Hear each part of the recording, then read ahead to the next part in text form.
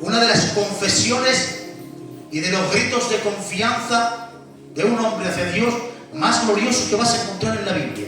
Qué grito de confianza, qué promesa, qué pacto hace aquí el profeta. Mira lo que dice.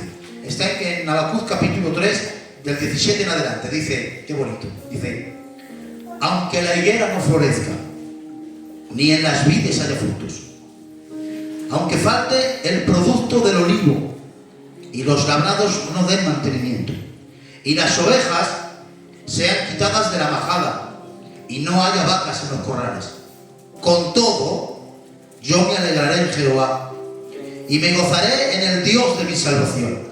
Jehová es el Señor de mi fortaleza, el cual hace mis pies como de ciervas, y en mis alturas Él me hace andar. Amén. Qué maravilloso, gloria al Señor. Te das cuenta, aunque falte de todo, la palabra de expresión es: aunque falte de todo, yo seguiré confiando en ti. La confianza en el Señor es algo que a lo largo de nuestra vida declina muchas veces.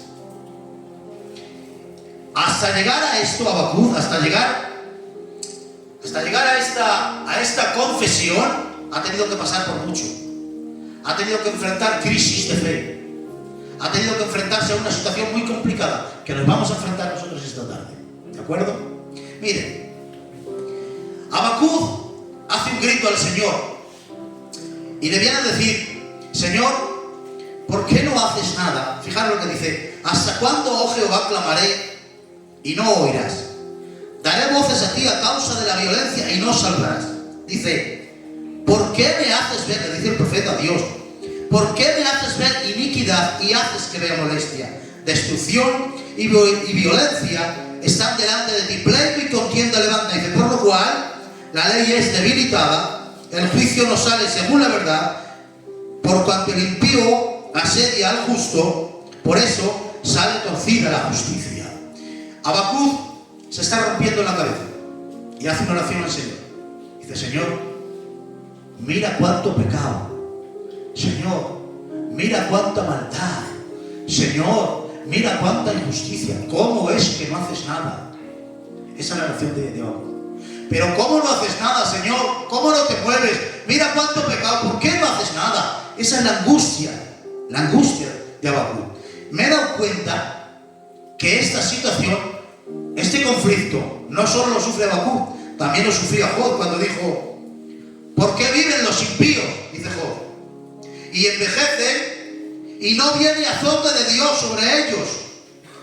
Más aún, Job estaba diciendo: no lo entiendo. Yo que soy íntegro estoy entre ruinas, y al desobediente no le pasa nada. La queja de Eclesiastés, estoy citando varios sitios de la Biblia porque me he preocupado de ver que no es un hecho aislado. Porque cuando queremos sentar un principio, tenemos que ver que está por toda la Biblia. Y me he preocupado de ver en cuántos sitios está en muchas partes. Eclesiastés dice: todo esto he visto en los días de mi vanidad. Dice: justo hay que perece por su justicia y hay impío que por su maldad alarga la vida. Vamos.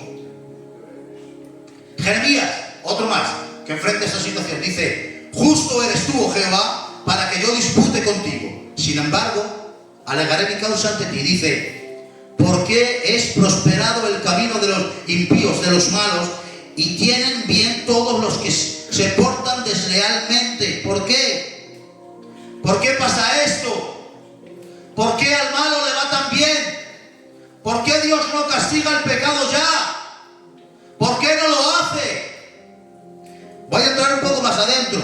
Aun en el libro de Apocalipsis, los que ya están en el trono, en la gloria, dicen: Señor, ¿hasta cuándo? Estando en la gloria dicen: ¿hasta cuándo no juzgarás y vengarás nuestra sangre? Ese sentimiento de injusticia hace que el hombre se desgarre por dentro. Y en la fe exige que se haga justicia. Pero si tú eres el creador del cielo y de la tierra, ¿qué hace Dios? Voy a entrar un poco más adentro. ¿Qué hace Dios mientras hay tanto pecado en el mundo? ¿Qué está haciendo Dios mientras hay tanta maldad? ¿Qué hace Dios? Tengo que decirlo, Hace tiempo hubo un fotógrafo que ganó el premio más importante que había sobre la fotografía. Diréis cómo era la foto. En un país subdesarrollado, de esos que se mueren los negricos de hambre, iba un niñico andando a gatas en los huesos, estaba a punto de morir, y un buitre iba detrás de él esperando que el niño se muriera, y echó esa foto, y esa foto ganó el premio. Pero luego salieron un montón de críticas diciendo al fotógrafo, ¿y qué hacía el fotógrafo mientras tanto? Salta en el corazón del hombre y de la humanidad, ¿qué está haciendo Dios mientras hay tanto pecado y tanta maldad en el mundo? Hubo otra foto por ahí que decía, ¿qué estaba haciendo Dios mientras en los campos de concentración morían tantos judíos? ¿Qué estaba haciendo Dios mientras tanto? ¿Por qué Dios no obra? ¿Por qué Dios no actúa? ¿Por qué? La omnipresencia de Dios se puede convertir en un arma contra Dios, porque Dios está en todas las partes.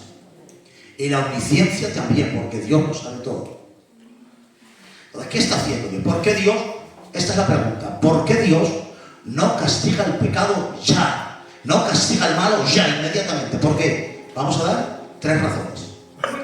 La primera, ¿por qué Dios no castiga inmediatamente el pecado y la maldad? Por su carácter. Dice la palabra del Señor: el Señor no retarda sus promesas, si algunos la tienen por tardanza, sino que es paciente para con nosotros, queriendo que ninguno perezca, sino que todos procedan al arrepentimiento. Lo que nosotros llamamos tardanza es paciencia. Uno de los rasgos de su carácter dice que Dios es lento para la ira y abundante en misericordia. En otro mensaje les dije que van conectados, que la lentitud de su ira viene marcada por la abundancia de su misericordia. Es decir, es como el caudal de un río. A mayor caudal de río, más lento es el río. Lo que ralentiza la ira de Dios y el juicio de Dios es la abundante y gran misericordia que tiene Dios. Romanos capítulo 2 dice: o menosprecias su bondad, paciencia y longanimidad, ignorando que su paciencia te guía al arrepentimiento. Tiene Dios tanta paciencia que se nos escapa de nuestras mentes. Eres longánimo, dice, largo de ánimo, de rostro que no cambia. Tiene tanta paciencia Dios con la gente. Tiene tanta paciencia Dios. Dice el Salmo 78, dice que los que salían de Egipto, dice, le lisonjeaban con sus labios. ¿Sabes qué quiere decir? Se burlaban de él. Se burlaban de Dios. Y dice el texto, pero él misericordioso perdonaba. Tiene tanta paciencia Dios, tanta paciencia, que en el libro de Apocalipsis dice: Tiatira, tienes a esa mujer ahí que seduce a mis siervos. Y dice Dios: le he dado tiempo. Dios mío, qué paciencia. ¿Cuánto es capaz de esperar? Porque escuchadme bien. ¿Por qué Dios haya gente que no? Haya muchas personas que nosotros hemos visto con nuestros propios ojos que decimos: ¿cómo es que Dios no le ha castigado ya? Te lo voy a decir. ¿Sabes por qué Dios no castigó ni mató a uno que estaba sujetando las ropas de un grupo que estaban matando a Esteban? ¿Sabéis por qué no le mató a ese que estaba sujetando las ropas y que tiraba piedras y que mataba cristianos? ¿Sabéis por qué? Porque ese Saulo después iba a ser Pablo, y el asesino lo iba a convertir en un apóstol. ¿Sabes por qué hay personas ahí fuera tan malas que todavía Dios los está guardando paciencia? Porque es muy posible que mañana les veamos predicándonos. La capacidad de regeneración que tiene la gracia es escandalosa. No sabemos hasta dónde puede llegar Dios y a quién puede rescatar Dios de las tinieblas. No lo sabemos. Por eso Dios está esperando todavía. Por eso esto es una de las razones, por su carácter misericordioso y paciente. El segundo, y este es más, porque mirad, Dios tiene un propósito, ya lo he dicho, Dios tiene un propósito iceberg, el culminante, que es: Dios quiere expresar su gloria. Su gloria es la suma de todos los atributos de Dios, y uno de los atributos preeminentes de Dios es la justicia, ¿sí o no? Amén. ¿Por qué no castiga ya? La segunda razón: para la expresión y la vindicación de la justicia de Dios. Ahora lo explicamos. Todavía Dios no castiga a los malos, ni a la maldad, porque Dios tiene que vindicar su justicia. ¿Cómo? Romanos 3:4 dice: como está escrito, para que seas justificado en tus palabras y venzas cuando fueres juzgado. Hay que entender este texto. Este texto lo está diciendo Pablo a Dios. Es Pablo a Dios. Y le dice Pablo, le dice a Dios: para que seas justificado en tus palabras y venzas cuando fueres juzgado. ¿Pero juzgado quién? Dios. Está diciendo Pablo: cuando te juzgue, vas a ser vindicado. ¿Pero dónde está eso? Sí. Dios es juzgado en cada corazón de nosotros continuamente. Y puesto en tela de juicio continuamente por toda la humanidad. Juzgado por sus hijos. ¿Por qué no hace aquello? ¿Por qué no hace aquí? ¿Por qué no hace allá? Tiene Dios un día establecido, y ahora lo vamos a ver, para vindicar su justicia. Y por eso que Dios hace cosas que no entendemos. Está buscando vindicar su justicia. Mirad, Romanos capítulo 2 y versículo 6 dice que Dios pagará a cada uno conforme sus obras. La obra es la expresión externa del pecado. Eso es la obra. La obra es lo que ya ha nacido. Pero ahora vamos a ver cómo es el proceso del pecado para poder entender esto. Santiago 1:15 dice: cada uno es tentado cuando en su propia concupiscencia es atraído, primero, y seducido, después. Entonces, la concupiscencia ha concebido, hay una concepción, dice, entonces da a luz el pecado. Antes de que el pecado se convierta en una obra visible, primero hay una seducción, primero hay una atracción, después una seducción, después una concepción, y lo último es el dar a luz ese pecado. Eso es la obra. Ahora, Dios conoce las intenciones de los corazones del hombre, ¿sí o no? Dios conoce las intenciones. Dios podría juzgar el pecado en sus intenciones, ¿sí o no? Amén. Ustedes me están siguiendo, ¿verdad? Dios podría juzgar el pecado en un susurro. Él es omnisciente, conoce las intenciones de los corazones del hombre. Sin embargo, dice que aquí va a juzgar por sus obras. Va a esperar a Dios, va a esperar Dios a que dé a luz para sentenciarlo. ¿Por qué Dios a veces espera a que el pecado siga existiendo? Porque está esperando Dios que muchos pecados den a luz para sentenciarlos.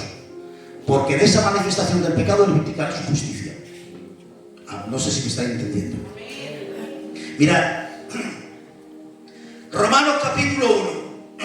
Bueno, Romanos capítulo 1, Romanos capítulo 9, y luego iremos a otro lado. En Romanos capítulo 1 están los incrédulos, los paganos, los que no creen en Dios, los que dicen Dios no existe, Dios no está.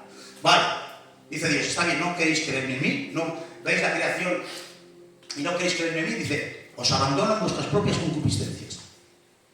Si sigue leyendo, dice, y se deformaron de tal manera, no puedo decir las palabras, se convirtieron en monstruos. Primero aparece como alguien que simplemente no le da gracia a Dios, pero Dios aparta todos los frenos morales y los abandona, y entonces se convierten en monstruos morales llenos de pecado. ¿Qué ha hecho Dios? Simplemente ha apartado todos los frenos morales para lo que había engendrado en esas personas finalmente de luz, y se convierte en un monstruo moral. Lo dice Dios, ¿os dais cuenta lo que era? No lo veías hasta que yo le quito los frenos morales. Cuando Dios aparta todos los frenos de conciencia, todos los frenos morales, el hombre da a luz lo que tiene por dentro. Romanos capítulo 9, el faraón dice, te he puesto en escena, le dice Dios. Es decir, faraón ya era rebelde por naturaleza. ¿Qué ha hecho Dios? Lo ha puesto en la escena de la historia. Y con las plagas, y llamando a su pueblo, ha provocado que la rebeldía que faraón tenía dentro, que no se veía, ha hecho que dé a luz. Y entonces Dios lo sentencia y lo juzga. ¿Por qué? Por las obras que han sido manifiestas. Vuelve a vindicar su justicia. Pero te voy a dar otro ejemplo terrible. Hemos dicho que el pecado, primero hay atracción, seducción, concepción, engendramiento y dar a luz. En el pecado original, dice, tú que decías en tu corazón, a luz verde, este no ha dado luz. No ha dado a luz este está engendrado. Está seducido y concebido y engendrado, pero no da luz. Dice, tú que decías en tu corazón, subiré a lo alto, ahí está la rebelión del pecado. ¿Y qué dice el texto? Yo pues metí mi mano, dice Dios, y saqué fuego de en medio de ti, el cual te consumió. Es decir, a luz ver, no dio a luz. Dios le hizo la cesárea, metió la mano y sacó la rebeldía que tenía dentro. Y de esta manera, Dios volvió a vindicar su justicia. Dios permite que mucho pecado dé a luz para luego poder sentenciarlo y así vindicar su justicia. Ezequiel, vete y profetiza. No te van a hacer ni caso. Van a cometer el pecado de la incredulidad y de la rebeldía. No necesito que vayas, que yo ya lo sé, lo que hay en sus corazones. Pero vete y profetiza. Cuando cometan el pecado de incredulidad y dé a luz, entonces yo seré vindicado. Y nadie podrá decirme que jamás hubo profeta en Israel. ¿Os das cuenta? Como Dios hace cosas para vindicar su justicia, por eso todavía Dios está aguantando a muchos. Mirad qué pasaje. Los de Nazaret, este pasaje es tremendo. Los de Nazaret están en la sinagoga y Jesús empieza a predicarles y les dice: hoy se ha cumplido delante de vosotros esta profecía. Se llenan de tanta rabia y de tanto coraje que se levantan todos. Mirad a Jesús, mirad a Jesús. Y empiezan a empujarle. El verbo de Dios, el Todopoderoso, según lo empujan, Jesús va andando. Y va la multitud y otro empujón, y andando. Y Jesús andando y venga empujones, y venga empujones, y venga empujones. Y Jesús se deja empujar, y se deja empujar. Dice, hasta que llegaron a la cima. Y cuando llegan a la cima, para despeñarle, dice el texto de la palabra, entonces Jesús pasó por el medio de ellos y se marchó. Es decir, les dejó Jesús que le empujaran y que les llevaran hasta la cima. Pero en la cima, Cristo apareció con toda su soberanía y para decir, para marcharme. Porque Dios va a permitir que el hombre llegue hasta la cima de sus maldades. Pero justo en la cima de sus maldades se tendrá que ver cara a cara con la soberanía de Dios. El hombre puede ser todo lo malo que desee, pero de todo eso te va a tener que rendir cuentas. Por eso Dios lo permite. Porque en el engendramiento, la concepción y el dar a luz del pecado, en final de todas las cimas siempre se encontrará con la soberanía de Dios. Está esperando Dios para eso. Es por eso que dice Isaías, mirad qué texto. Dice Dios, por mí mismo hice juramento, dice Dios, de mi boca salió palabra en justicia. Dice, y no será revocada, que a mí se doblará toda rodilla y jurará toda lengua. Y dice Dios, y se dirá de mí, notad, estamos hablando de que Dios quiere vindicar su justicia. Dice Dios, y se dirá de mí, ciertamente en Jehová está la justicia y la fuerza. Dice, y a él vendrán todos los que contra él se enardecen y serán avergonzados. Los que contra él se enardecen, los que contra él le vituperan, esos serán avergonzados. Pablo ha tomado este mismo pasaje para citar Filipenses, que dice, y toda rodilla se doblará de los que están en los cielos y en la tierra y debajo de la tierra, y toda lengua confesará que Jesucristo es el Señor. En este texto nos está enseñando que habrá finalmente un reconocimiento cosmológico de que Dios es real y verdadero y un Dios de justicia. Es más, de los que están en los cielos y en la tierra y debajo de la tierra, y Isaías ha dicho, aun los que van contra él. Finalmente, la justicia de Dios será vindicada y reclamada no solo por los creyentes, sino aún por aquellos que se pierdan. Más digo, el propio Satanás con todos sus secuaces tendrá que vindicar en contra de su propia naturaleza, tendrá que hincar la rodilla y finalmente vindicar que Dios es justo y verdadero cuando ajustició. No habrá quien le diga a Dios, ¿por qué hiciste eso? Ni a los perdidos, dice la Biblia. Cuando Dios vindique su justicia, todo el mundo dirá que Dios fue justo. Aleluya. Vamos con otra causa. ¿Por qué Dios no castiga inmediatamente ya el pecado y la maldad? Vamos con otra causa. Hechos 17 dice, pero Dios, habiendo pasado por alto los tiempos de esta ignorancia, ahora manda a todos los hombres en todo lugar que se arrepientan. Dice, por cuanto ha establecido un día en el cual juzgará al mundo con justicia. Todo lo que estamos viendo hoy en el mundo, todo lo que estamos viendo, que nos echamos la mano a la cabeza. Dios ha establecido un día para juzgar. Hay un día marcado en la agenda histórica del Señor, en el que todos se tendrán que presentar delante de Él. Romanos 2:16 dice, en el día en que Dios juzgará por Jesucristo. Mirad, ante la impaciencia de Habacuc de que el Señor lo castigaba, le dice Dios, Habacuc, la visión tardará aún por un tiempo, mas se apresura hacia el fin y no mentirá. Aunque tardare, espéralo, porque sin duda vendrá. Su ira es lenta, hermanos, iglesia del Señor. La ira de Dios es lenta, sí. Pero es como el león, ¿habéis visto? A mí que me encantan los documentales de leones. Cuando el león va por la presa, ¿has visto que despacio? Mientras va acercándose va muy lento, ¿verdad? Da un paso. Es muy lento el león mientras se está acechando. Pero cuando lo tiene cerca, de un brinco, ya no hay quien se escape de sus garras. La ira de Dios es lenta, pero llegará repentinamente. Cuando uno quiere escapar, no podrá escaparse de ella. Así es la ira de Dios. Lenta, pero como alcance, no hay quien se escape. Un diluvio, la amenaza del diluvio tardó 120 años. 120 años. Y ya no viene. Dice, de repente, las cataratas del abismo se rompieron. Es decir, explotaron volcanes de agua y empezó a caer agua del cielo y empezó a emanar agua de la tierra. Nadie creía que Sodoma y Gomorra, dice, salía el sol de mañana, era de madrugada, estaban todos durmiendo tranquilicos y de repente empezó a caer fuego del cielo de azufre. Porque la ira de Dios es lenta, pero no avisa. No te va a decir, quedan 2 días. Queda un día, no avisa.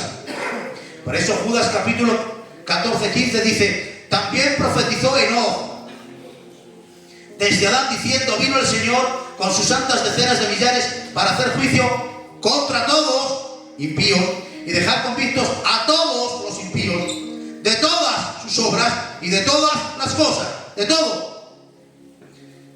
A todos, de todas las obras, de todas las cosas, de todas las palabras, todos convictos, no se librará ni uno, ni una palabra, ni un gesto, ni una intención. Salomón se queja. He visto violencias en la tierra, como los grandes abusaban de los pequeños. Dice, y nadie salía en su defensa. Y dice Salomón, y dije yo, mejor es el que muere que el que nace.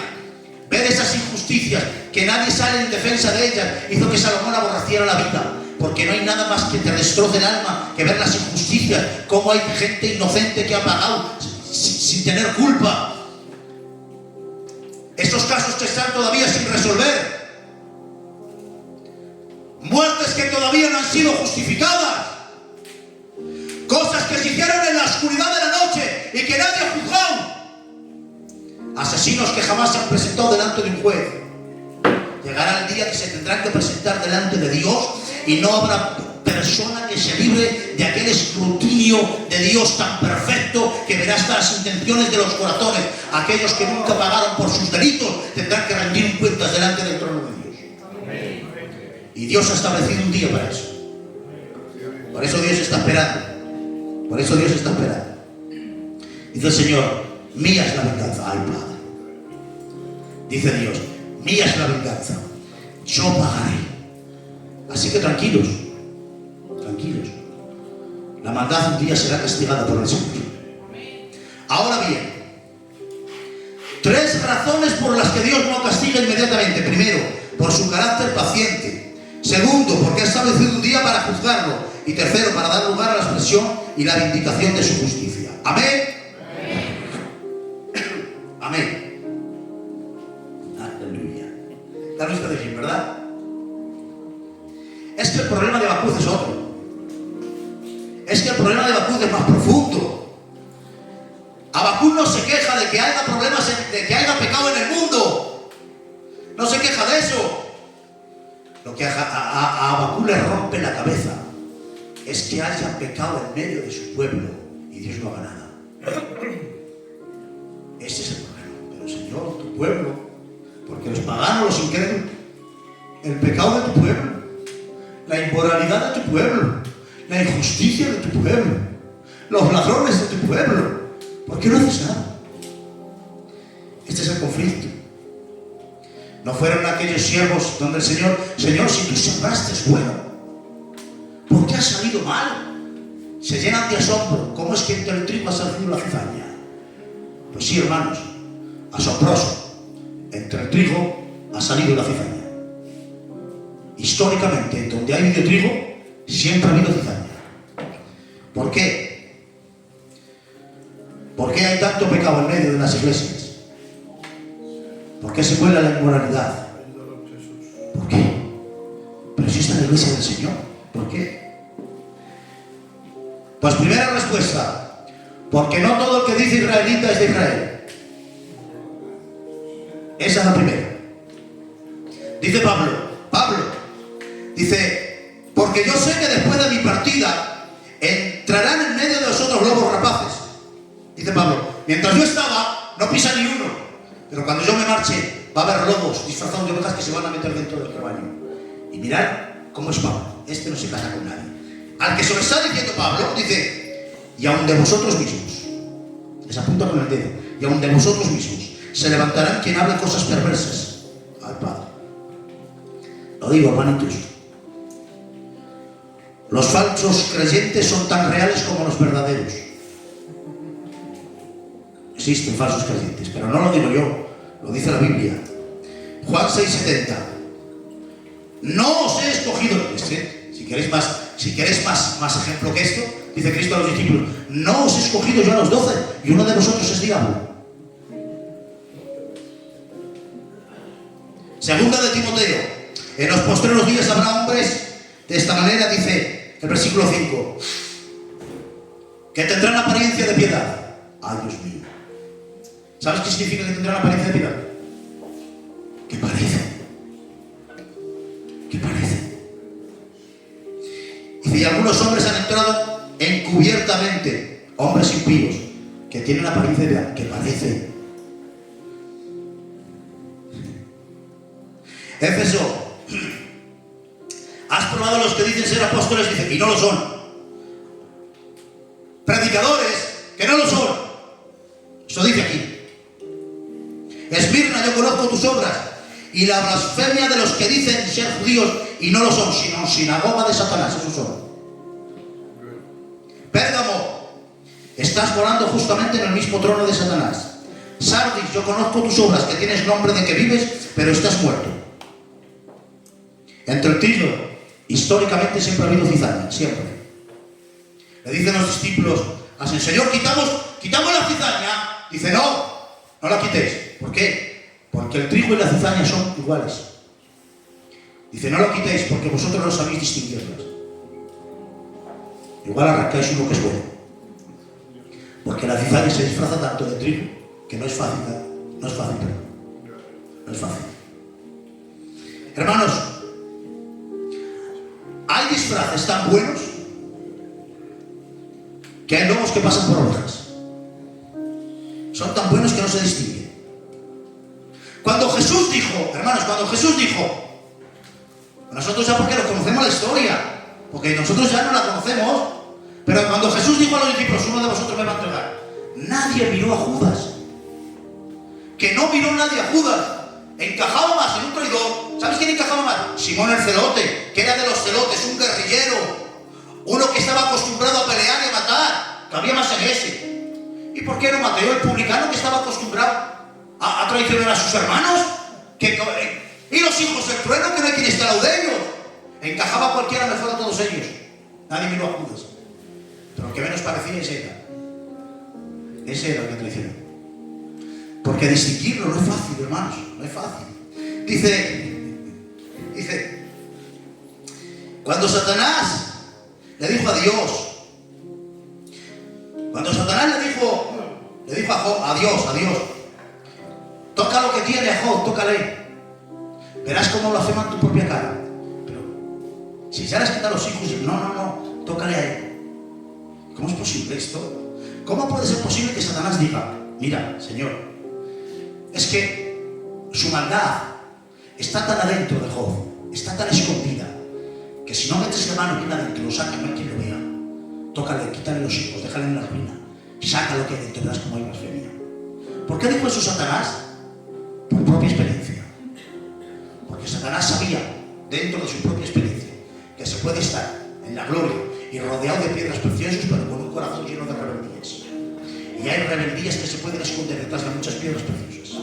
Satanás lo sabe, que en el corazón del hombre, aunque se adorne de piedras preciosas, puede haber muchas rebeldías escondidas, y lo sabe.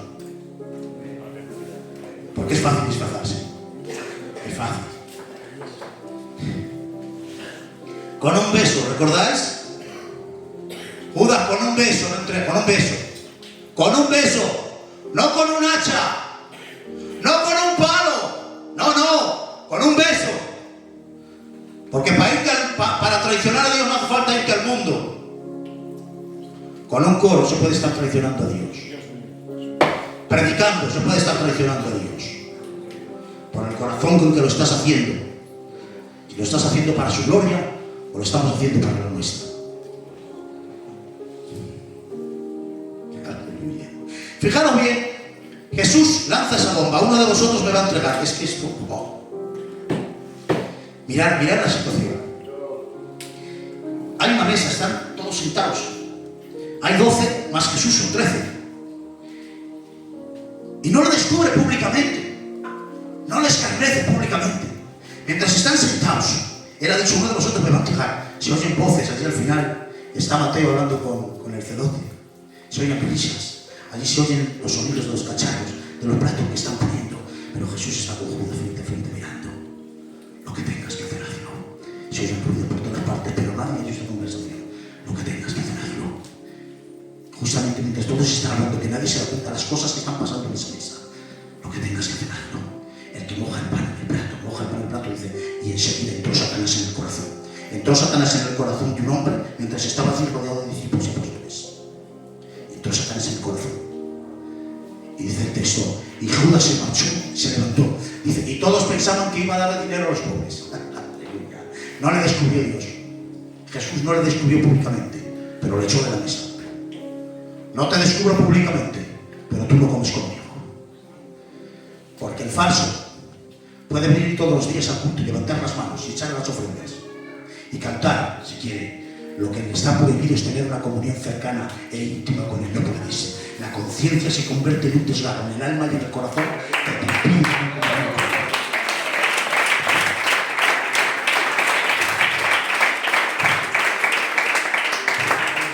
Escúchame bien, iglesia del Señor. Por eso he dicho que este es un tema importante. Escúchame bien. No te extrañe que haya querubines rebeldes sentados en coros. No te extrañes. Ni que haya Judas que se sienten a la mesa. No te extrañes. Como Dios le dijo a Habacuc, dice Dios, yo sigo sentado en mi trono, sigo teniendo el control de todo. Aunque parezca que no, Dios está en control de todo. Tiene examinado cada corazón, cada intención, cada gesto. Sabe Dios cómo está el corazón de cada persona. Como el apóstol Judas dijo a la iglesia, mas quiero recordaros ya que una vez lo habéis vivido, que pasaron, que sacó a todo el pueblo de Egipto, pero después a los incrédulos les dio su castigo.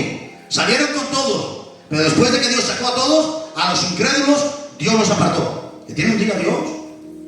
Que Dios no puede ser burlado, que no, como va a pasar mucho tiempo. Dice Dios, aquellos que vieron mi gloria no entrarán en Canaán. Qué terrible ver tanta gloria para luego no conseguirlo, Ser testigo de las manifestaciones de Dios y del Espíritu Santo en los cultos no me garantiza que yo pueda entrar en el cielo. Amén. Versículo 12 dice, estos son manchas en vuestros ágapes. Ay, Padre. Estos son manchas en vuestros ágapes, que comiendo impúdicamente con vosotros, se apacientan a sí mismos. ¿Notáis el verbo? Se apacientan. Está hablando de ovejas. Comen con vosotros. Comen en el mismo prado, pero no tienen el mismo pastor. Su pastor es uno.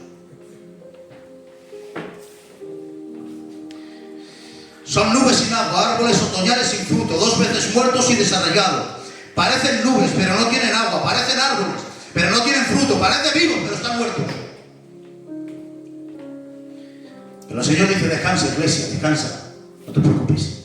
Dice el Señor, sabe el Señor librar de tentación a los piadosos y sabe reservar a los injustos para darles su castigo. Tranquilos, tranquilos. Sabe el Señor guardar el trigo entre la cizaña. Mirad, si Dios sabe guardar y se preocupa por el trigo, sabiendo que hay tanta cizaña alrededor, ¿cómo sabe guardar? Que Jesús está teniendo una dificultad y se queda mirando y ve a los suyos, ve a sus ovejas, pero también alrededor ve muchos lobos. Porque lo ve todo, ve ovejas, ve lobos y están todos delante de él. Y se queda mirando a sus pequeños y dice, cariños míos, mirad, os tengo que preservar la vida. ¿Veis los fariseos? Los fariseos se sientan en la cátedra de Moisés. Saben de leyes, saben de la ley. Dice, haced lo que ellos dicen, pero no hagáis como ellos hacen. Ay, Padre. tratando de guardar a sus pequeños y cariños míos, cerrar vuestros ojos. No les pidáis a ellos. No permitáis que los malos testimonios de ellos roben vuestro alimento. Quiere Dios reservarlos. Dice, no te fijes en los malos testimonios. Guárdate, cierra tus ojos. Escucha lo que dicen porque es verdad. Aunque luego ellos no lo vivan, tú aliméntate de lo que es la palabra del Señor. Porque aun a los falsos de vez en cuando dicen verdades. Aleluya. Tengo que terminar, Tengo que terminar. Habacuc confuso pide la intervención de Dios y Dios responde. Yo sigo sentado en mi trono, pero si es que continuar responde Dios, más difícil lo pone. Más difícil. Dice el versículo 5, respondiendo Dios: mirad entre las naciones y ved, asombraos, porque haré una obra en vuestros días que aun cuando se os contare no la creeréis. Porque he aquí, yo levanto a los caldeos, nación cruel y presurosa. Pero, Señor, el pecado de tu pueblo, haz algo, que no haces nada, que parece que lo estás tolerando todo, que parece que eres un tolerante. Dice el Señor, no, que yo voy a corregirles. ¿Cómo?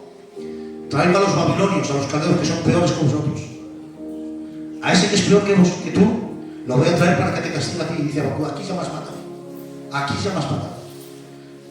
¿Traes a alguien peor que yo para corregirme a mí? Ahora ya no sé ni dónde estoy. ¿Cómo puede ser que Dios utilice a alguien peor que yo para corregirme a mí? A ver, ¿cómo explicamos esto? Mirad, esta cuestión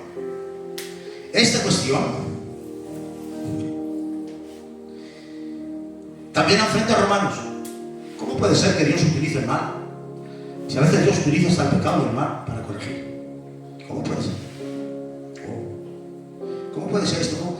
Dice Romanos 3:5, si nuestra injusticia, es decir, si nuestro pecado hace resaltar la justicia de Dios, si por mi mentira la verdad de Dios abunda para su gloria, ¿por qué aún soy juzgado como pecador? ¿Os das cuenta del argumento normal? Si ahora viene el Adonai a venderme, no es que no tenga un ejemplo, viene el Adonai a venderme un género robado, como eso va, me lo vende más barato, yo cojo ese género y lo saco al mercado. Yo no puedo juzgar a Adonai porque me he servido de eso. Eso dice Romanos. Si Dios se sirve de mi pecado para que Él sea glorificado, ¿por qué me va a juzgar luego? Dice Pablo, no podría hacer eso, porque si hace eso ya no podría juzgar al mundo. ¿Os dais cuenta del conflicto? Y cómo Dios a veces utiliza el mal incluso para perfeccionar a los suyos. Mirad, esta es la explicación. El mal no puede engendrar por sí mismo más que mal. Y cuando la gloria de Dios aparece por causa del pecado, tal cosa no es obra del hombre, sino de Dios, quien por ser un maravilloso artífice, Dios, sabe salir al encuentro de la perversidad, convirtiéndolo en algo distinto al fin que se proponía. Los que estaban hablando con Pablo decían, no puede juzgarnos porque con mi mal le ha reportado gloria a Dios. Y dice Pablo, falso. ¿Por qué? Porque una cosa son las intenciones y otra cosa son los resultados. Cuando el hombre peca y los babilonios son malos y venían a destruir, sus intenciones no eran darle la gloria a Dios, eran todo lo contrario. Pero en la soberanía y sabiduría de Dios, todo eso lo reconduce para el plan y el propósito de Dios. Cristo. El Sanedrín, ¿por qué entrega a Cristo? Por envidia. Judas, ¿por qué lo traiciona? Por dinero. Roma, ¿por qué lo crucifica? Por desprecio. Todas las intenciones de ellos son acabar con Cristo en la cruz. Pero en la sabiduría de Dios, Dios ha diseñado esa cruz para salvar al mundo.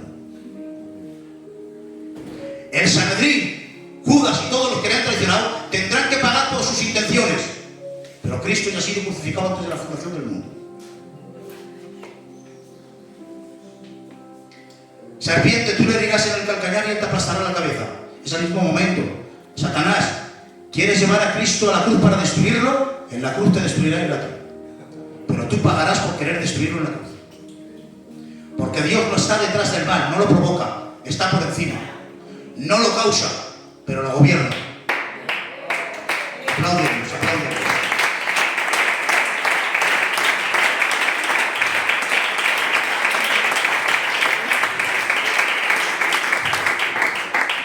permitirme hoy, ¿vale? Permitirme hoy.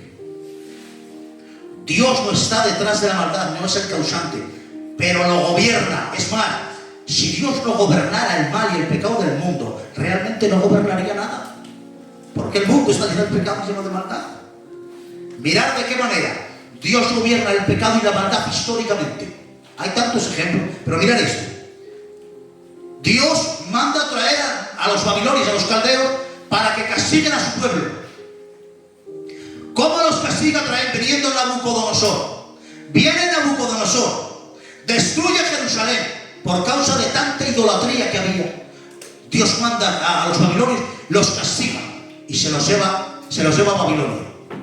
Aleluya. Las intenciones de Babilonia eran borrar la identidad de la nación que tenía que dar a luz el Mesías. Por eso cuando van Daniel y los 4, les cambian el nombre, les cambian la comida. Pero no sabía Babilonia que mientras se llevaba a Israel, Dios en su propósito había incrustado 4 bombas. Ellos no lo sabían. Cuando fueron a Babilonia, cambiaron su comida, su nombre, levantaron estatuas de oro. Babilonia era tierra de reyes. Pero no sé lo que ha pasado. Cientos y cientos de años después, aparecen unos sabios por Belén. Los sabios de Oriente. ¿De dónde vienen? De Babilonia. ¿Con qué pregunta? ¿Dónde está el rey? Babilonia, la tierra de reyes. Viene a preguntar por el rey de los judíos. Cuando Babilonia se llevó a Israel, Dios metió 4 bombas entre ellos y quisieron borrarle la identidad, y resulta que entre Daniel y sus amigos evangelizaron Babilonia. Y aquellos que eran tierra de reyes vinieron preguntando por el rey de los judíos. ¿Dais cuenta qué propósito como Dios utiliza la barbarie de Babilonia para luego evangelizar precisamente Babilonia? Pero escúchame bien, si es que todavía es más. Porque el creador del universo gobierna la historia como un relojero meticuloso. Es más, Dios encierra propósitos dentro de propósitos. Por eso es difícil verlo. Con este gesto, Babilonia se lleva a Israel. Israel mete estos 4 jóvenes. Aquellos 4 jóvenes evangelizan en Babilonia y queda testimonio de que el único Dios verdadero es el rey de los judíos. La gloria de Dios está siendo vindicada, pero no solo eso. ¿Sabéis por qué se los llevó? Por causa de la idolatría. Israel, no ha habido pueblo más idólatra en la historia que el pueblo de Israel. Adoraban todo lo que se les ponía por delante. Cuando se marcharon a Babilonia estuvieron 70 años de exilio. 70 años de exilio.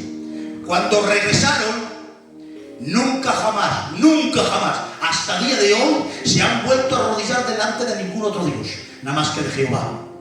Salieron de Babilonia y regresaron a Jerusalén gritando el Shema: Israel, Israel, Jehová tu Dios, Jehová uno es. Esa instrucción que Dios le dio los 70 años de Babilonia les va a servir en el futuro para desenmascarar al anticristo. Porque cuando el anticristo haga pacto con Israel y se ponga en el templo y les pida adoración, entonces Israel se levantará en armas diciendo: Israel, nosotros solo adoramos a un Dios. ¿Os dais cuenta cómo Dios gobierna la historia y aún a los malos?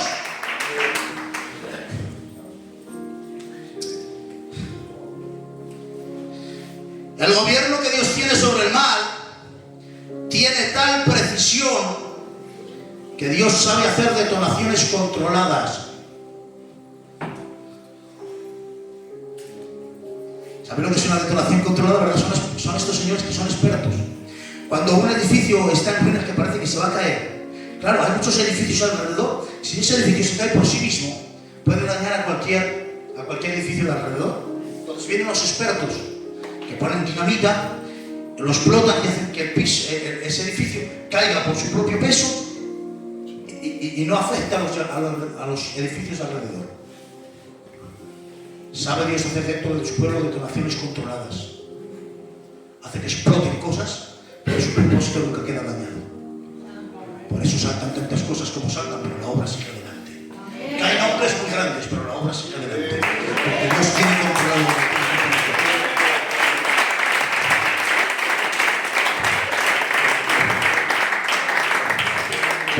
escucharme. Ahora, es que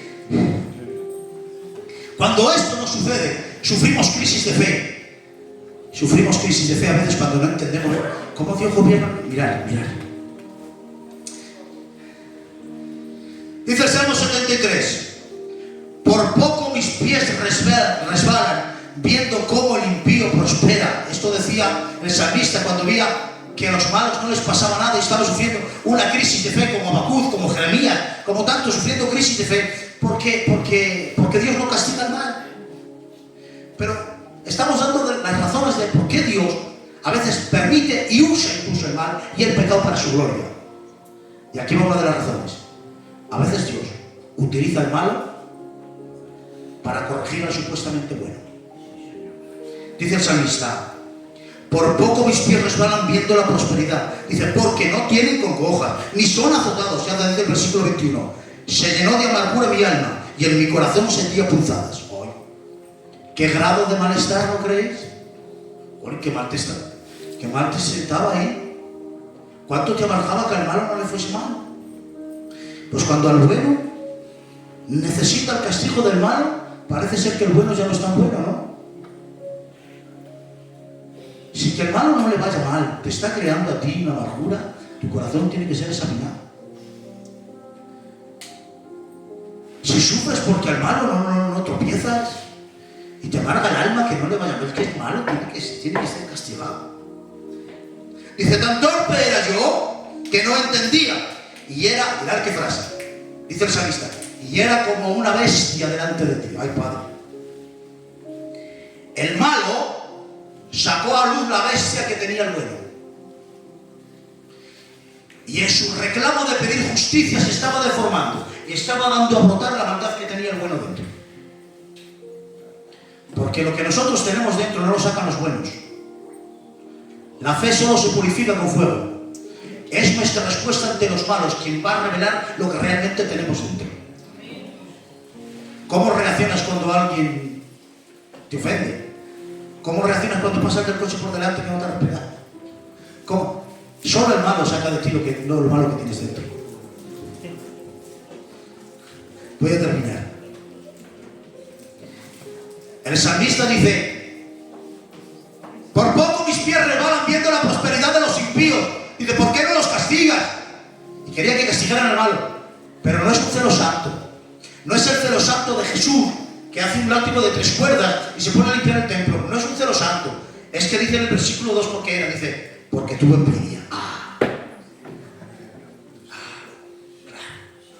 No es un celo santo. No, es que la envidia no acepta rescate. Y no quiere la corrección del mal, solo quiere el castigo del malo. La maldad que le rodeó inició que saliera a brote lo que él tenía escondido. Porque escúchame bien, no existe pecado universal que no esté potencialmente en cada corazón. Voy a terminar, que sé que llevo un ratito. Voy a terminar. La frase más célebre de este libro es esta, que la habrás escuchado. Mas el justo, por la fe, vivirá. ¿Por qué? Porque el justo no puede vivir de justicia. Tiene que vivir de fe. Habacuc, Job, Jeremías pretendían vivir de justicia, es decir,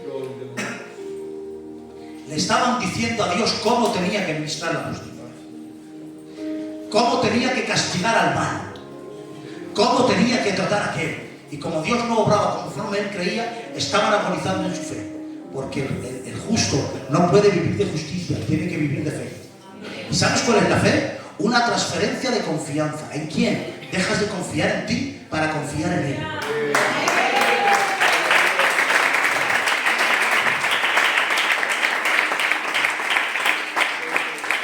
Dios ha solucionado el problema de su trascendencia con fe. ¿Qué quiero decir? Que cuando tú no, la fe te la ha dado Dios para que no te rebeles cuando no lo entiendas.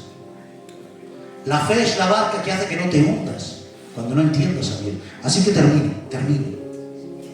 Este libro y esto nos enseña confianza en Dios. Plena confianza en el Dios de la historia. En un medio de un mundo lleno de caos, lleno de maldad, lleno de pecado. Parece que el pecado gobierna. Parece que esto se va a acabar. Parece que Dios no está. Tranquilos. Tranquilos, Dios sigue sentado en su trono. Y lo que Dios tiene que hacer lo tiene establecido. Un día, cuando Él aparezca, cegarán todas las cosas en su orden. Pero mientras tanto la iglesia tiene que confiar. Y termino con este salmo. Los que confían en Jehová son como el monte de Sión, que no se mueve, sino que permanece.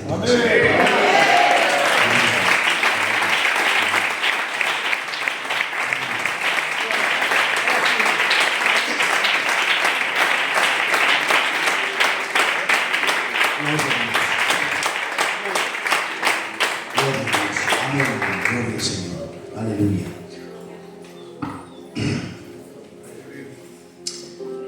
Os pido perdón porque me ha costado un poco esa predicar, porque estoy todavía que no puedo. Pero ojalá esto te lo lleves para casa. Tranquilo, que Dios sabe lo que está haciendo. Que no se le ven las cosas de las manos. Que Dios es el control de todo. Y su iglesia está guardada en sus manos. Aunque nos rodee mucha cizaña, aunque nos rodee mucho mal, aunque los políticos, estos demonios, quieran levantar a gentes que parece que tranquilos, estamos en la mano de Dios y el propósito de Dios me quiere tú. Amén. Dale un aplauso.